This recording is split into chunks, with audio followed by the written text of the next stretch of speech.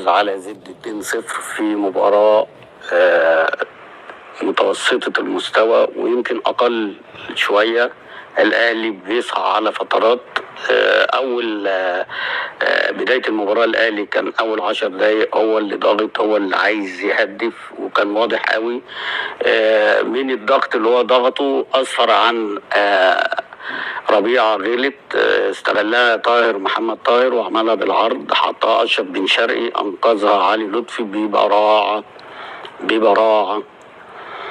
ودي هيخلينا نرجع بس فيما بعد ان احنا عشان بس الناس اللي عماله تشكك ان النهارده علي لطفي سايب المباراه هو وبعض وكام لعيبه زي عبد الله بكري وربيعه، وفي كمان اللي هو المساك اللي جنب عبد الله بكري. هم بيقولوا لي ان الناس دي بايعه. لا طبعا ما فيش حد بايع.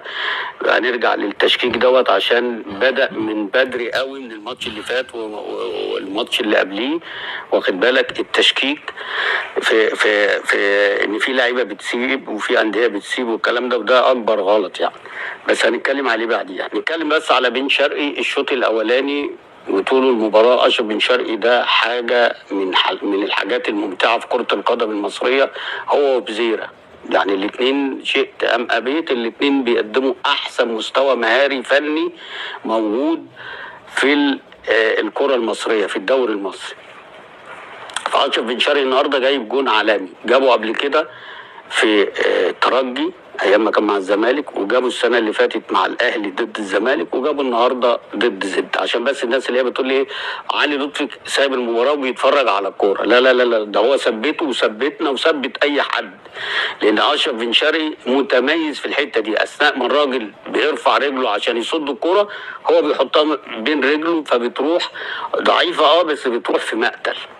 فده ذكاء وده مهاره، ومش اي حد بيعمل الكلام ده. شوف الفرق بينه وبين زيزو عمال ياخد الكوره ويجري كده ويجري كده ويجري كده، وبعد كده يبقى في ده بياخد الكوره بيروح على الجون على طول، او بيعمل للجون على طول، او بيعمل للراجل اللي جاي.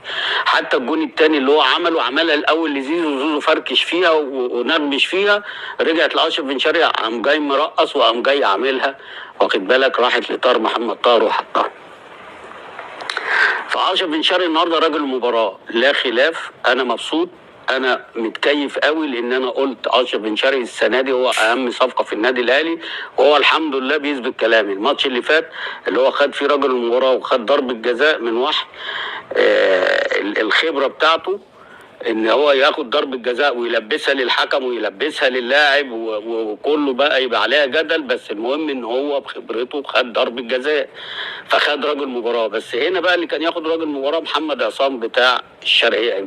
انما النهارده وانت مغمض كده قول اشرف بن شرقي ده لعيب من تراث فريد، ما جاش مصر خالص، لعيب مزاجنجي ومهاري وبيلعب، وده عايز مدرب يعرف دماغه بتفكر ازاي، عشان ان هو، وانا بصراحه بستغرب ان هو بيطلعه ليه؟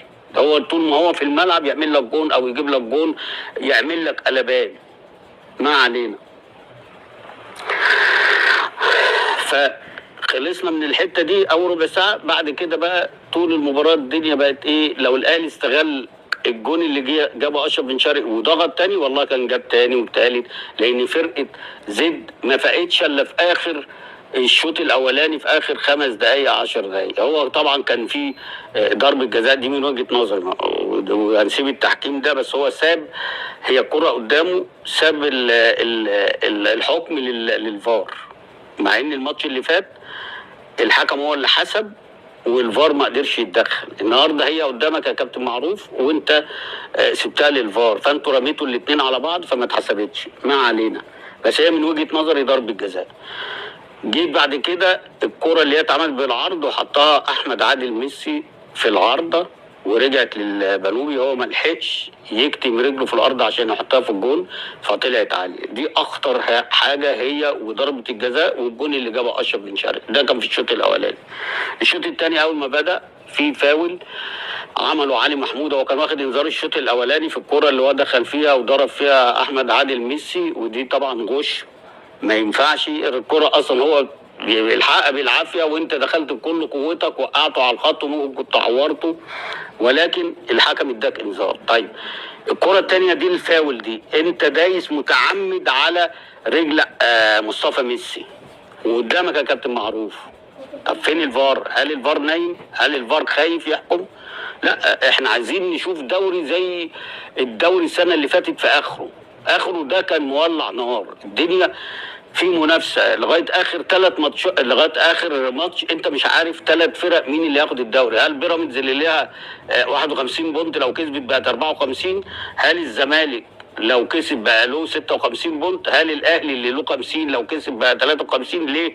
لان الاهلي لو كان كسب والزمالك خسر وبيراميدز اتعادل او خسر، الاهلي بطل الدوري. ليه؟ لان المواجهات المباشره كسبان الزمالك ماتشين يبقى هو احق بالدوري، او بيراميدز لو كان كسب والزمالك خسر كان هو اللي ياخد الدوري، كان هيبقى 54 بونت. ولو الزمالك اتعادل او خسر كان هياخد يا تاني يا اول. المهم لا، كان هياخد اول، لان كده الاهلي لو كسب كان هيبقى 53.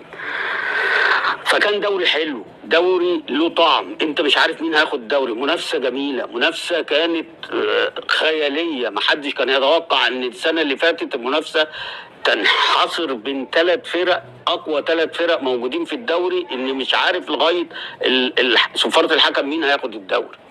فاحنا عايزين نشوف الكلام ده.